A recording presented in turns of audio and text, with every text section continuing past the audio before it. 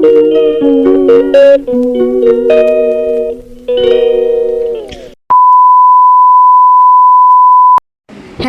Everyone, কেমন আছো তোমরা সবাই? আশা করছি সবাই অনেক ভালো আছো। আমিও অনেক অনেক ভালো আছি।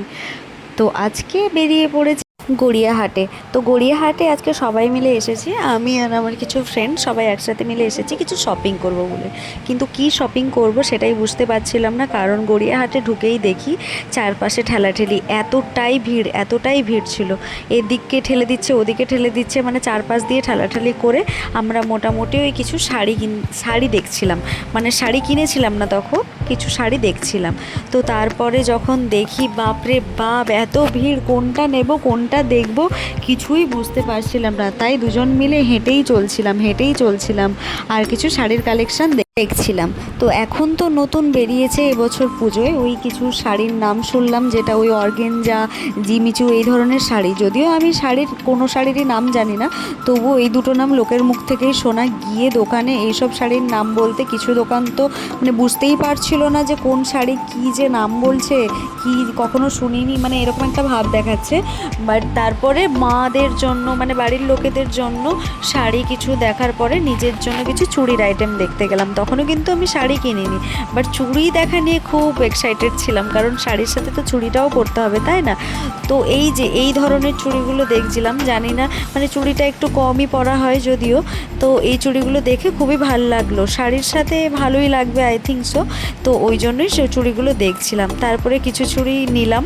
তো এইগুলো হচ্ছে জোড়া করেছিল কালারের, বিভিন্ন কালার কম্বিনেশনে তোমরা পরতে পারো শাড়ির সাথে। তো চুড়ি দেখার পরে আমিও কিছু সেট নিলাম চুড়ির। আর আমার বান্ধবীরা যারা গেছিলো তারাও কিছু শাড়ির সাথে পরার জন্য এই চুড়িগুলো নিল। চুড়িগুলো সত্যি খুব ভালো ছিল। এগুলো মনে হয়, আমার ঠিক এক্সাক্ট দামটা মনে নেই, তো জোড়া 50 থেকে 60 টাকা ছিল আই থিঙ্ক। এত ভিড়ভাড়টা ফেলে এবার বাইরে বেরিয়ে দেখি ওয়াও, কত কিউট একটা কুকুর। তো ওকেই কিছু আদর করছিলাম, এত ভাল লাগছিল। তারপরে পেয়ে গেছিলো খিদে, মার্কেটে বেরিয়েছি আর ফুচকা খাবো না তাই কি করে হয়। তার উপর যখন দেখি গন্ধরাজ লেবু ছড়ানো ফুচকা, তাই আর লোভ সামলাতে না পেরে আমরা দাঁড়িয়ে পড়লাম ফুচকা খেতে। ফুচকা খাওয়ার পর দেখি ও বাবা, এখানে তো মহালয়ার দিন থেকেই পুজো শুরু হয়ে যায়। তোমরা তো সবাই জানো কলকাতায় অনেক আগে থেকেই পুজো শুরু হয়ে যায়।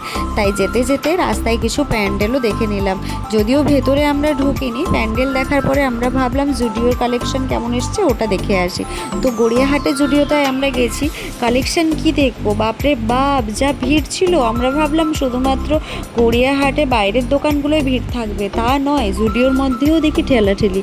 তো ঠেলাঠেলির থেকে বড় কথা, যেখানে বিলিং কাউন্টার, বিলিং সেকশন, তো সেখানে পড়েছে বিশাল লম্বা লাইন। মানে আমরা যদিও ভেবেছিলাম জুডিও থেকে কিছু শপিং করব, মানে যদিও কিছু কালেকশন পছন্দও হয়েছিল, কিন্তু ওই লম্বা লাইন দেখে বিলিং সেকশনে আমরা আর কিছু কিনিনি। তবে হ্যাঁ, জুডিও কালেকশন অনেক ভালো এসেছিলো। তো তোমরা ভিডিওটা প্রথম থেকে শেষ অবধি দেখো, অনেক ভালো লাগবে।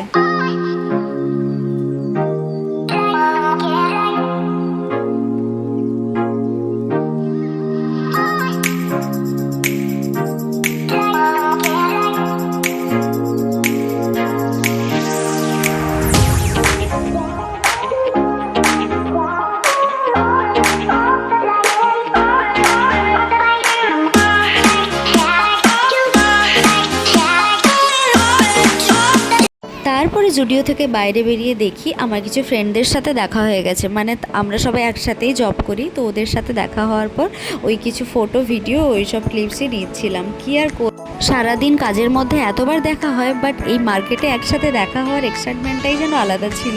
তাই সবাই মিলে একসাথে ফটো ভিডিও সব এইসব তুলছিলাম আর কিছু আড্ডা দিচ্ছিলাম। তো পুজোর মোটামুটি শপিং কমপ্লিট হয়েছে। তো তোমাদের কতটা শপিং হয়েছে তোমরা কিন্তু কমেন্ট করে অবশ্যই জানিও। তো তখন ফিরতে অনেকটা রাতও হয়ে গেছিলো। এর মাঝখানে কিন্তু আমি ভিডিও ক্লিপস নিতে ভুলে গেছি, কারণ আমার কিন্তু শাড়ি কেনা হয়ে গেছিলো।